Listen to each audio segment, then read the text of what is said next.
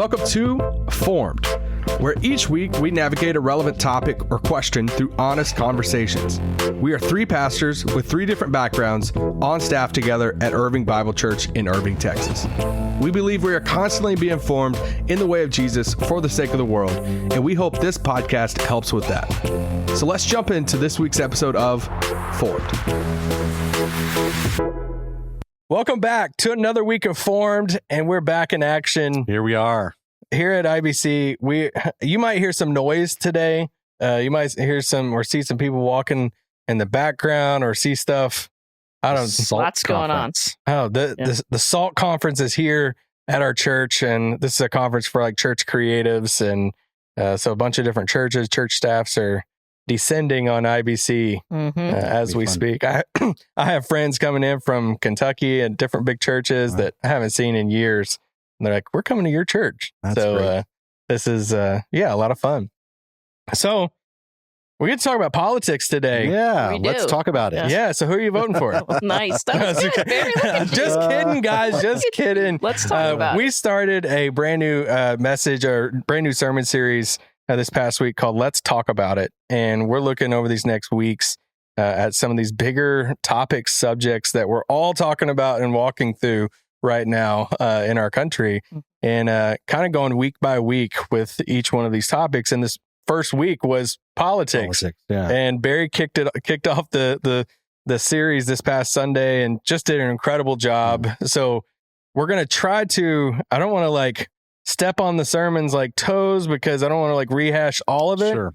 But part of the series is we took questions from both our church. It's on our website where we had questions submitted. Listeners can submit questions if you go to our website and you find the web page there on our homepage for this series, in which you can submit a question based off the topic for the week.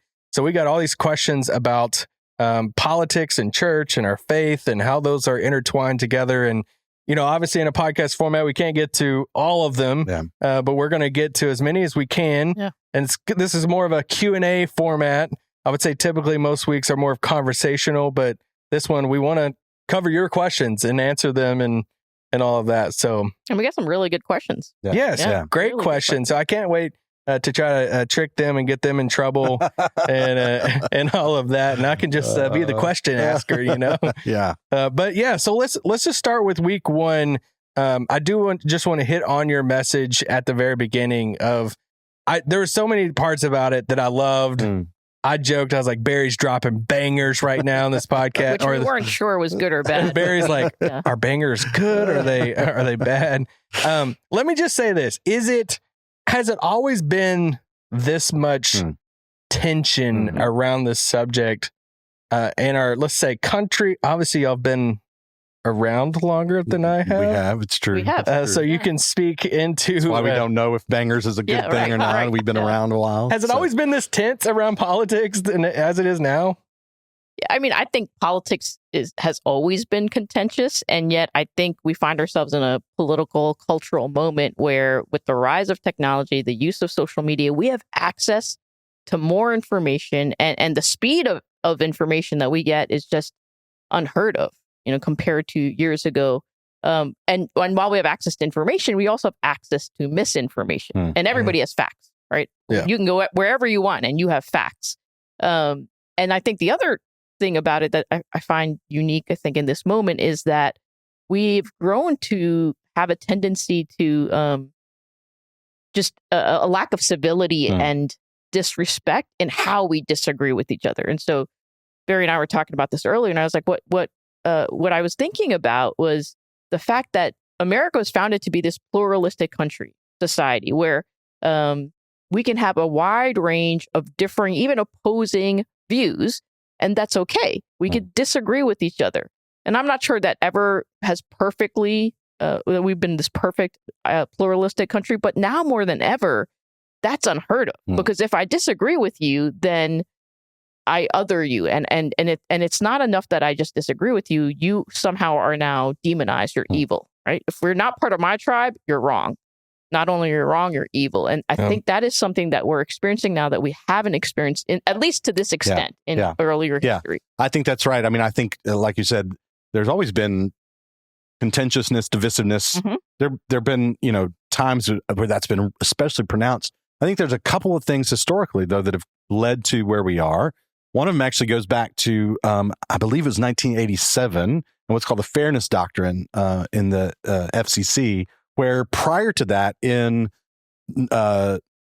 radio, television, there was this doctrine that said, if we talk about a particular subject matter that's a kind of a political issue of the day, we've got to give equal time to both sides, right? So there was this responsibility that the media had to represent both sides of a particular issue. And that was just the way that it always was in the kind of environment that we grew up in. And that ended in 1987. And from that point forward, that's where you really start to see the proliferation of what we might call ideological media, news media. So you get the rise of particular kind of expressions like talk radio, where you get, no longer is there some sense of like, if we have somebody who's speaking from one particular perspective, that we've got to balance that with somebody from the other. We can now have all of our programming that's very, kind of one end of the spectrum or the other. And so you see the proliferation of that begin at that point. And part of what that then plays into, that I think has led to this sort of moment that we're in, is what I talked about on Sunday, just the reality that if it's enraging, it's engaging, right? That a lot of that then becomes about fear and anger, because it's fear and anger that get clicks on websites. It's fear and anger that sells advertising space on the news.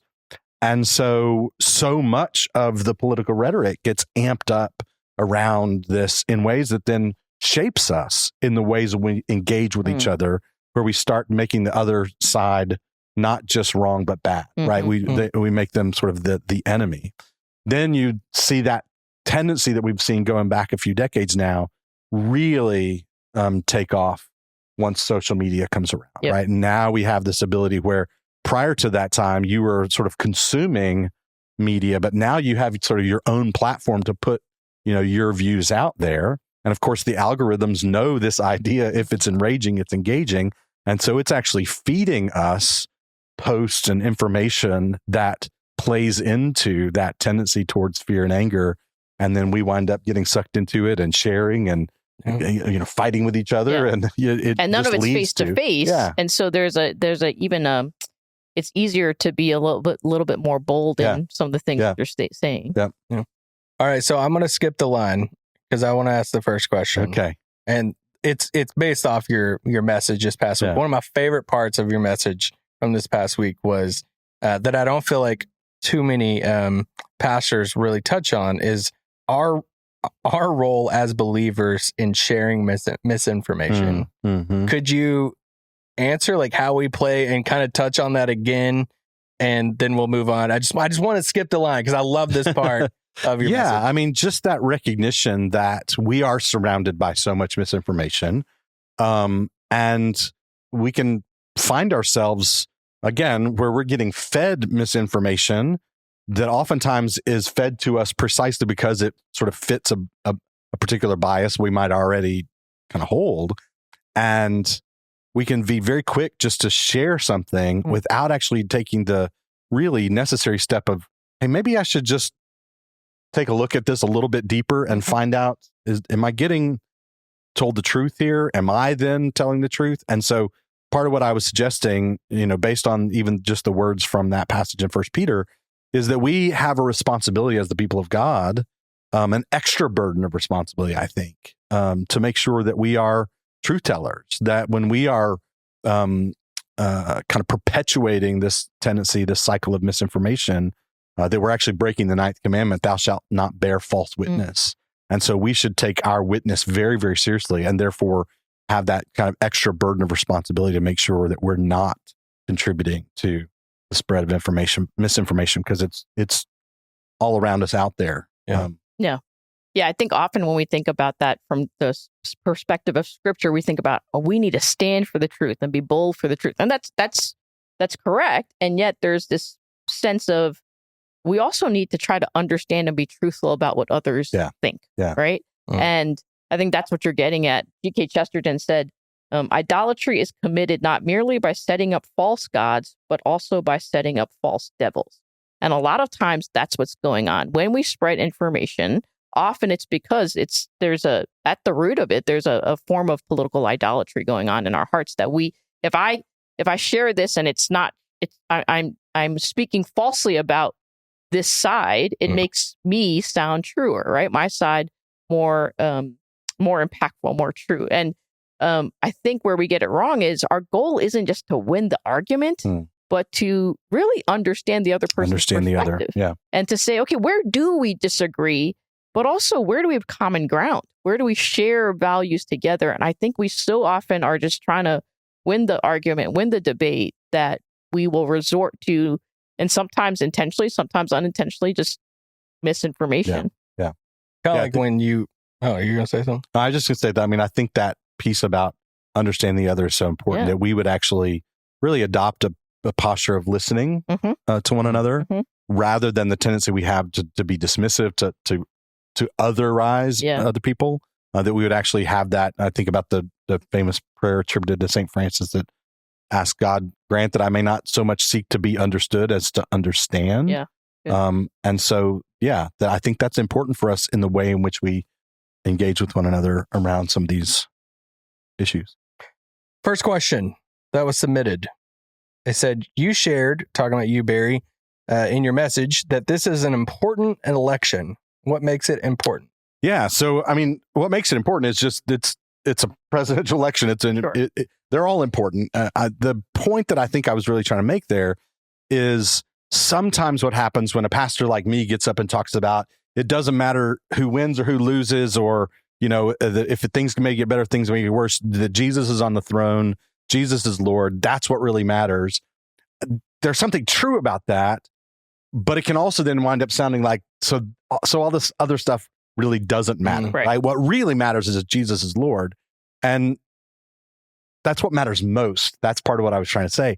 But I was wanting to be careful not to say, because Jesus is Lord, none of the rest of this stuff matters. It actually matters deeply. It matters profoundly.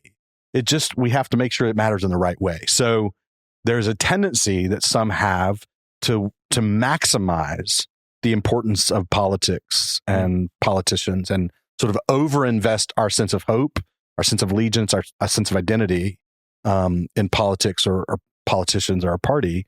So there's that sort of maximizing. And then there's the minimizing. That's sort of dismissing its importance. And I'll be honest with you, there's ways in which in my past, I think I tended toward that, right? This stuff doesn't really matter. It doesn't really affect me. What really matters is following Jesus, and right. And so there can be a dismissiveness. And so part of what I was wanting to do is correct the tendency to maximize and the tendency to minimize and to try to right size. This stuff matters profoundly. It's that what matters more is that regardless of who wins, Jesus is Lord and we can trust him. Yeah. Yeah, I think you said this yesterday. Politics isn't a bad thing. Politics is the way we order our lives. It's the way we order our lives around how we govern and decisions that we make, working for the common good. That's a really good thing. Yeah. And I think there is a sense in as a form of loving our neighbor is to participate in elections like this. And so in that sense, I think every election is important. For me, I think it is a historic election. It's the first time a woman of color is leading a major political party ticket. So that makes it important to me that it's historic. And then I think we recognize that there are pressing issues that will be impacted, and the direction of our country will take depending on what leader is in place as our president that are significant, that are going to impact our lives as everyday Americans, but also our country's role in the world and in a number of different ways. And so, it's certainly an important election. Question number 2 that we're going to do on the podcast: how much hate and division are currently in politics, there seems to be a lot of people electing not to participate in the process at all. What does the Bible say about choosing not to vote? I'll keep on going real quick. They added, I know people have fought and died for our right to vote, but didn't they fight for freedom to choose whether or not to vote as well? Yeah, so I mean, I think we have to acknowledge that, yes, there is the freedom to choose not to vote. I think that is that on that spectrum I was talking about a moment ago, that tendency to minimize the importance of politics and engaging the process. And where I think as Christians, we need to just be challenged to be careful not to do that is precisely what Sissy said a moment ago, which is part of our participation is a form of love for neighbor, right? That the tendency to sort of dismiss and say, well, this doesn't affect me, or, right, I'm not going to participate, I think can be overly focused on just me and whether or not who wins or who loses affects me. But I think there's a responsibility that we have and an opportunity, privilege that we have to engage, but to engage in a way that really is to say, how can I think about the good of my neighbors, the good of my community, and allow that to shape my participation. Certainly we have the freedom not to participate, but I believe that as believers, given the freedom that we have to participate, that it brings us a certain kind of privilege and a certain kind of responsibility to engage for the sake of our neighbors. Yeah, when I thought about this question, I thought about two things. One, the idea of a civic duty. So civic duty is a legal requirement to take a particular action based on your role as a citizen. And I think the scriptures say that we are to fulfill our civic duties. And so, Paul says that we're to submit to governing authorities. So a civic duty would be if you work, that you should pay taxes. That's a duty. But then there's an idea of a civic responsibility, which is a sort of a generally agreed upon obligation because of my role as a citizen. I think voting is that. So voting is a civic responsibility. And like we said earlier, that it's a form of loving our neighbor. And if we are to, I think about that passage in Jeremiah where seek the good of the city, right? Seek the shalom of the city. And I think voting is a way to do that. That as we love our neighbor, one of the ways we exercise that is through the act of voting. And so I wouldn't say that the Bible says you must vote, but the Bible does say love your neighbor. And one way to do that is through our... Yeah. And I think one of the things that has really challenged me in this regard as well, because there have been times in the past where I've sort of exercised that freedom not to participate. Yeah. But one of the things that I think challenged me in that regard is thinking about especially the people in our country during the civil rights era who were fighting for that opportunity, for what they so deeply desired and were willing to suffer for, even willing to die for, was the opportunity to cast their votes. And that was such a big deal for those people that for me then to treat it as though it's sort of nothing, right? Neither here or there. It doesn't matter. We take it for granted. We take it for granted. And that I wanted to actually honor, remember the significance of that for people that were denied that opportunity. Yeah. And that drives me to a greater sense of my own recognition of responsibility. I think that's really good because so my family, my parents both became naturalized citizens. And the day my dad became a citizen, that was the first thing that he did. Was he was so excited that he got to vote. And so as soon as we got the right to vote, we would go to vote together as a family. We don't have early voting in New Jersey. You vote on that day. And so we would after work, you get together and we go and we vote together as a family. And it was like, I don't think anybody else's family does this, but it was so important to him. And he votes in every local election, state elections. He votes in every election because he understands the privilege it is to have that right to vote. And I think so often we take that for granted because that's just what we've had, right? Yeah. Another question here. Barry mentioned again the quote, in essentials, unity, in non-essentials, liberty, in all things, charity. Would you consider things in the 10 Commandments as essential? Yeah, so I would say yes, right? That the 10 Commandments are essential. That's part of the, God's revelation of his moral law. So certainly that's something that we can agree on is essential. But this actually in some ways kind of makes the point that I was trying to make about why I as a pastor and we as a church collectively must remain nonpartisan, is that the line between biblical principles and public policy isn't always abundantly clear. We have, each of us, the responsibility to, from our biblical principles, arrive at convictions around public policy. And good, Bible-believing, Jesus-loving Christians will come to different conclusions with regard to their own convictions from the same shit. So the 10 Commandments, the prohibition against murder, I have committed Christian friends who are adamantly opposed to the death penalty. Yeah. And they're opposed to the death penalty based on their biblical convictions. I have other Christian friends who are not opposed to it, that they're in favor of the death penalty. But I have friends who, out of that teaching, particularly around the 10 Commandments, this is actually one of the places that they point back to for their public policy conviction around the death penalty. And so here's an example of the way from common biblical principles, good Bible-believing, Jesus-loving people can actually come to different conclusions with regard to public policy. I'm not saying that it doesn't matter what you come to, what convictions you come to.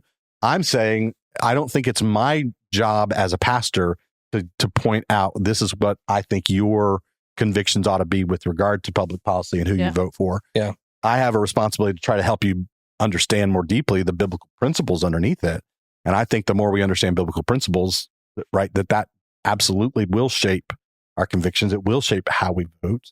But I think I'm getting into sort of dangerous territory if I start drawing out those conclusions for everybody. Yeah, I think we have to be really careful because there's so much nuance. Political decisions are complex. And to your point, so if someone arrives at a different conviction than yours, it doesn't mean they're wrong or they haven't read their Bible correctly. It doesn't necessarily mean that. And so I think we have to leave room. They may actually be wrong, right? I can actually believe, I think you're wrong. In fact, I can believe you're dangerously wrong, right?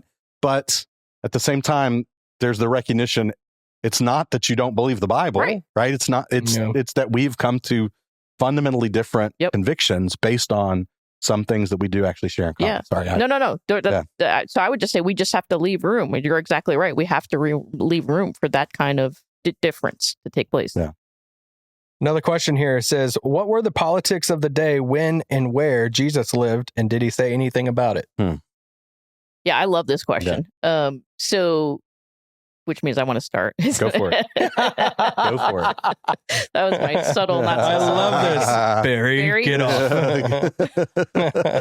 Well, most of what I'm going to say, he actually taught me. So let me see if I could say it the way he might say it. But so Jesus lives at this time where he's living in Israel and they're under the tyranny, the oppression of Rome. And so there are a number of different political ideologies, but I would say there's almost two sides. There's those that cooperate with Rome, and there's those that oppose Rome. So the Sadducees and the tax collectors cooperate with Rome. The Pharisees and the Zealots oppose Rome. And they're all four of those parties or groups are very different, and yet I would say there's almost these two sides, very similar to today. There's these two camps, these two parties, let's say, and we draw really solid lines or boundaries between the two.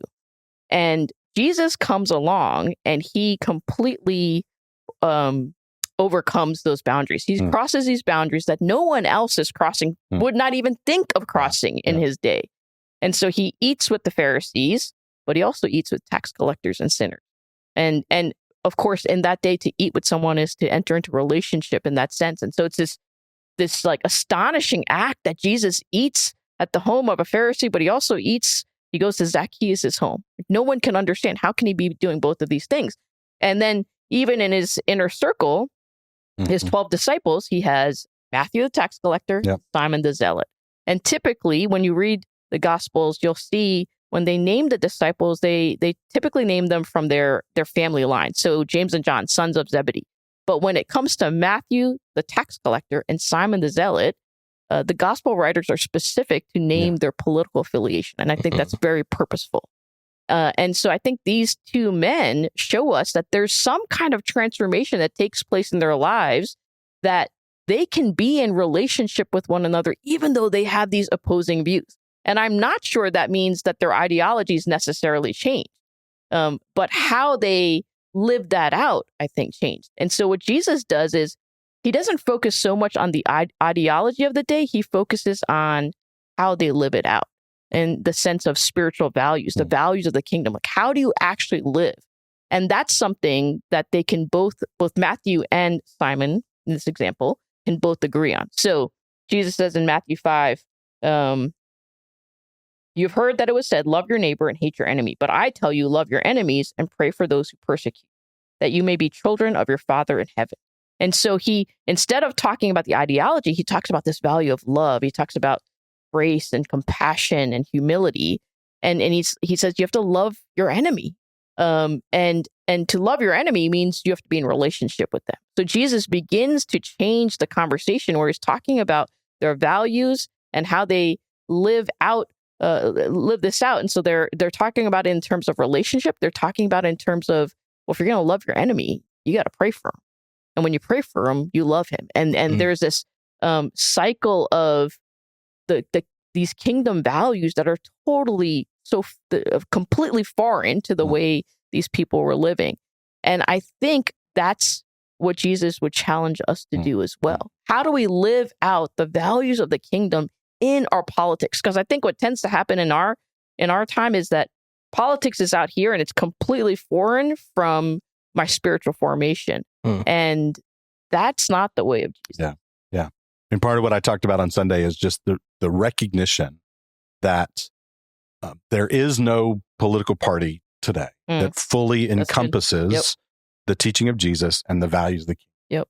And that we need to continue to come back to, we are a people shaped by, dedicated to the teaching of Jesus, the values of the kingdom. And so even though we may find ourselves more inclined to one party or another, we also still have to keep a certain kind of critical distance from that, just with the recognition that there's more to my sense of political conviction than fits neatly with my party because I'm a follower of Jesus. It's interesting, when I came across the question, my mind actually went to Peter, because Sunday the message was out of 1 Peter chapter 3. And in 1 Peter 2, Peter talks about live such good lives among the pagans that though they may accuse you of doing wrong, they may see your good deeds and glorify God on the day he visits us.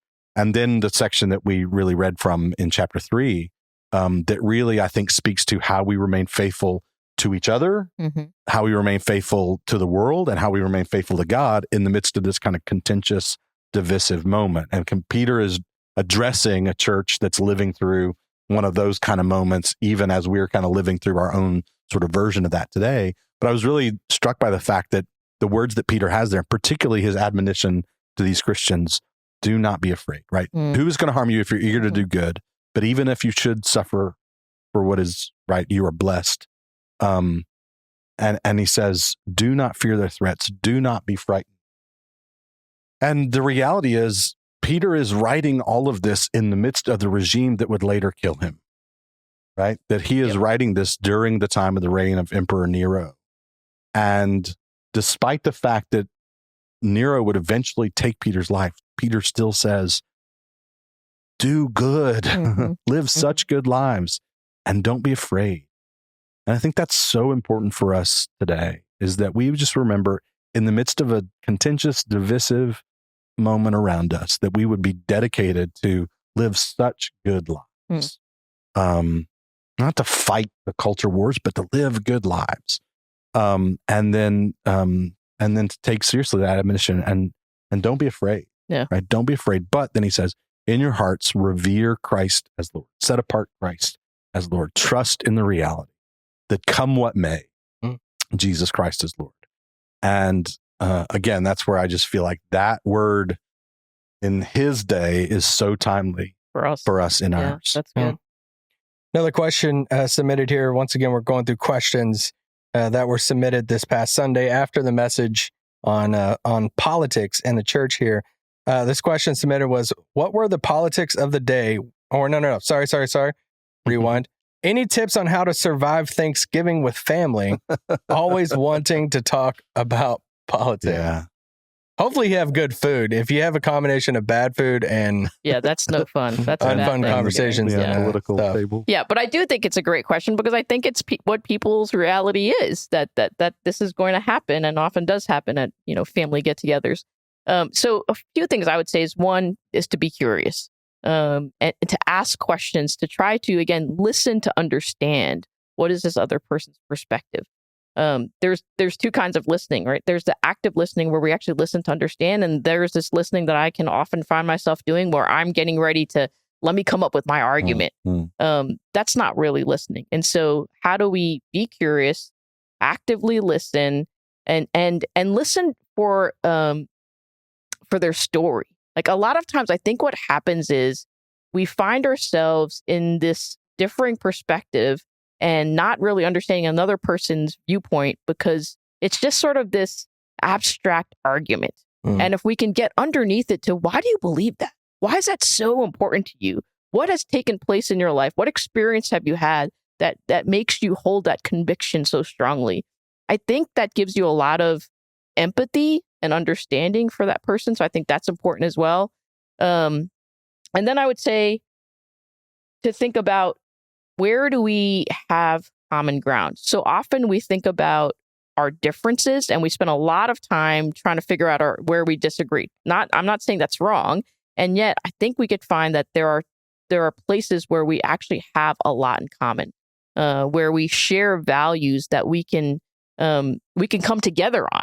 And I think that also gives a sense of, we actually agree more than maybe we disagree, or there are things that we hold in common that are important to both of us.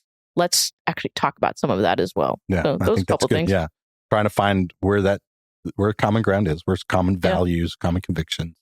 I love what you said about curiosity, and I think that maybe can even inform the way we engage conversations, where we're actually asking questions rather than just making points or rebuttal, but actually like trying to understand at a deeper level. And I think sometimes asking questions can actually cause people they've actually got to examine their own assumptions a little bit more deeply.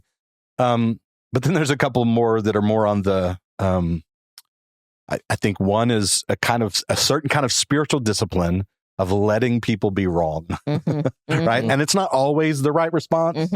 But there are times where it's like, I don't have to correct this person. I don't have to win the day. I don't have to be vindicated. I can hold what I hold and let them hold what they hold. And I don't have to argue about it. Right. So and I think that applies sometimes on social media is like, I'm just going to practice the spiritual discipline of letting them be wrong.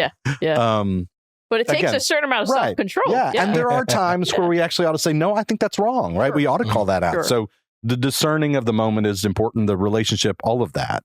But I think there just are times. And then there's also an appropriate place to say, you know what, I'm going to set a boundary, right? And that our ability to say, hey, I love you, and I'm so glad that we're together, and I think we should just really enjoy Thanksgiving. But I don't think we should continue talking about politics, right? And just the ability to actually sort of establish that sense of a boundary while staying connected, not withdrawing, not disengaging, but also saying, this isn't going to be good. This isn't going to be fun. This isn't going to be loving for us to keep going down this road. Wow, this dressing is dry.